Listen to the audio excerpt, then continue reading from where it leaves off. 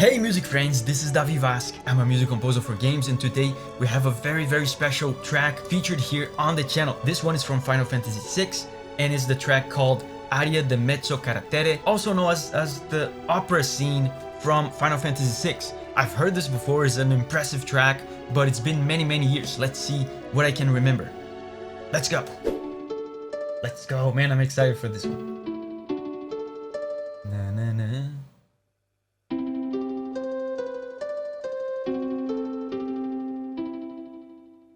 Listening to it now,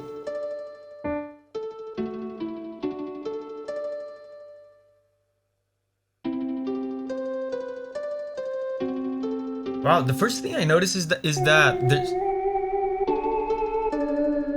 the vocals.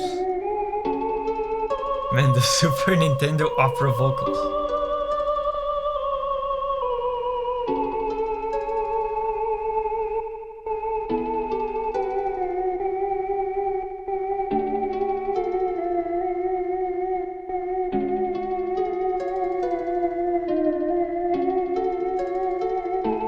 Man, the melody's so good from the vocals. Yeah, and then the strings come in. It's so good, man, the strings.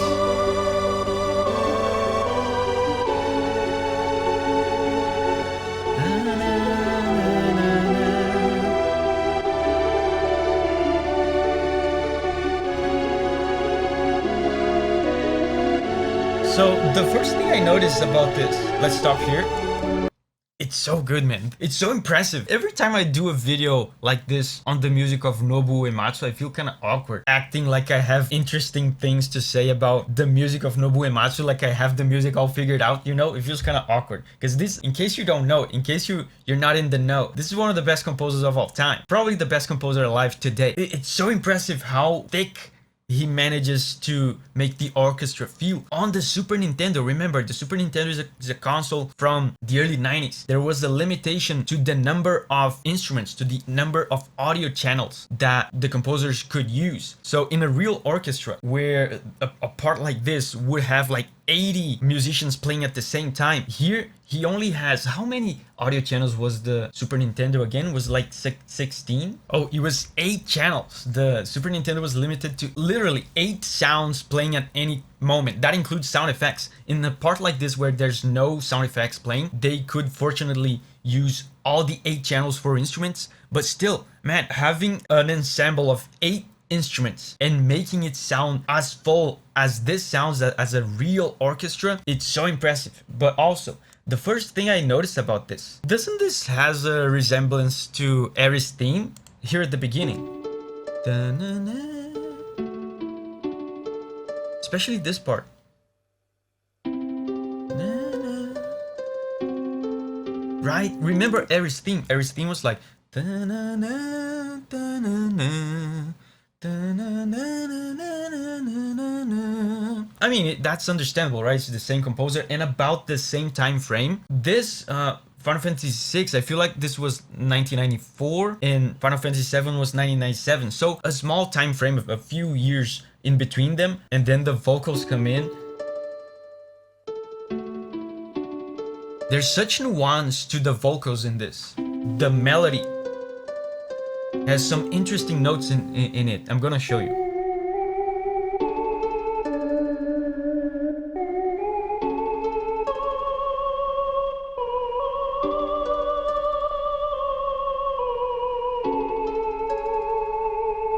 This part.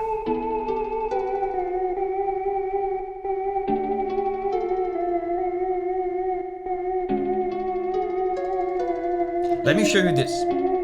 Hold up. So first of all, let's go over these chords. Listen.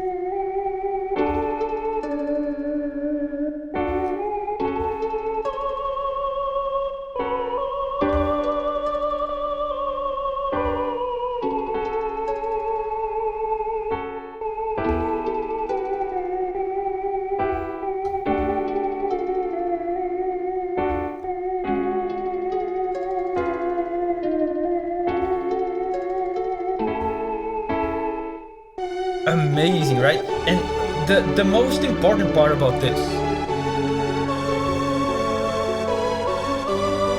Listen to the melody. I'm gonna highlight it. Pay attention to this part.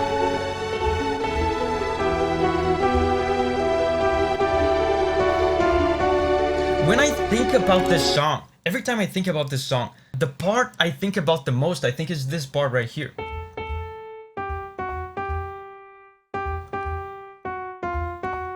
There's a nuance to this. There's one note here that's very special. This note here.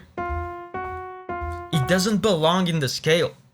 It doesn't belong in this key. It's like a wrong note that the composer decided to include here to add some extra nuance, some extra tension, some extra conflict. It feels like a struggle. There's an extra sense of tension, an extra sense of struggle on this, right? Which goes along very well with the concept of an opera like this. There's a tragedy, there's an anguish that the singer here, Celeste, in the game is trying to convey. So the way he does this, the way he includes this wrong note, is something very, very high level and very complex that he's doing here. A lot of people, you know, in music, they use the terms modulation and key change as like synonyms, and they're not really the same thing. Here you have a case where the key of the song didn't change at all. The key is still this happy chord. And by the way, happy chord, right? Isn't that strange that the music sounds sad and melancholic, but it's based on a happy key, a happy chord?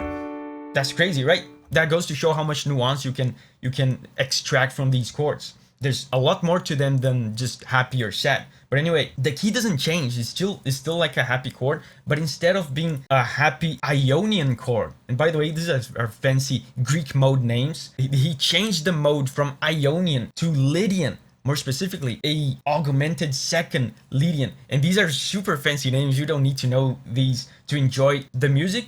But suffice to say, the guy knows what he's doing.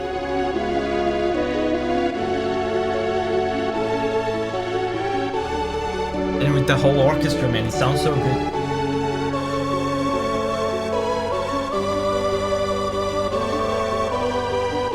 And you can hear the harp, you can hear a French horn doing some harmony.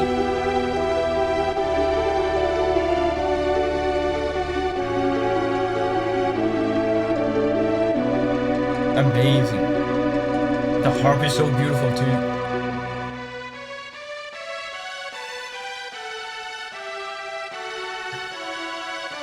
From here on, I don't think I remember much of it.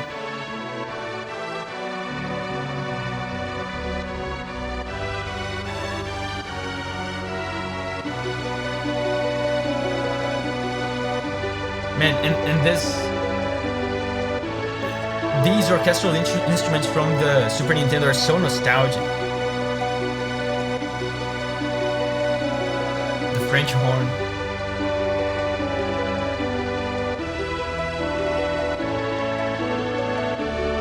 Amazing. Is she gonna sing more? I don't remember. Oh, there it is. It's the aria again. And by the way, I should explain this.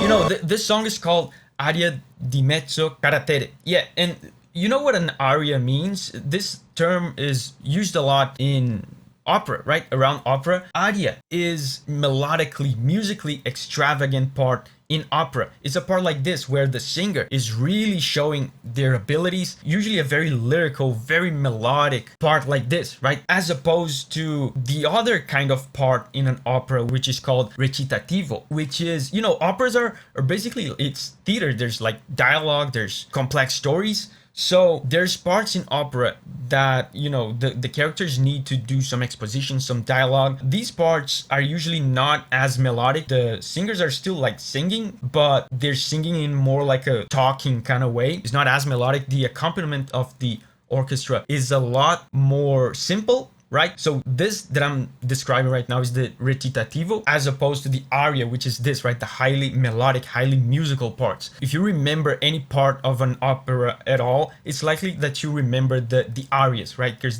they're the big musical melodic parts. So that's why this is called an aria.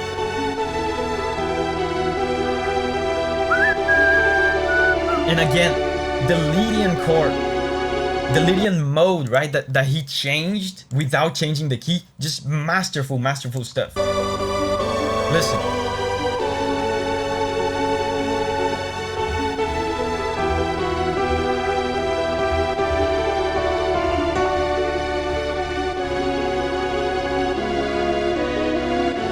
a happy chord that's so impressive to me. You can make a highly tragic, highly melancholic composition on a happy key.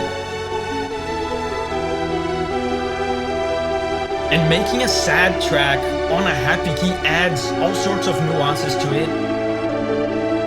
Because there's a glimmer of hope to it, right? To this. It's sad, but there's a longing to it. There's a hopefulness to it.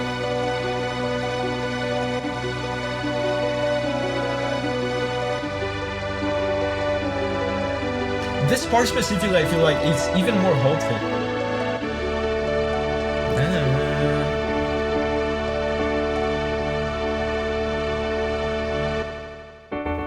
It resolves on a happy chord. It's so cool, man. That was amazing. This is seriously one of the most impressive tracks in video games. Hey, I have more videos like this one where I talk about the music of Final Fantasy. There's a playlist over here. There's modern Final Fantasy. There's old school Final Fantasy. There's actually more Final Fantasy VI over here as well. So check this out. And remember, whenever you're ready to spread your wings and go on a music journey again, I'll see you there.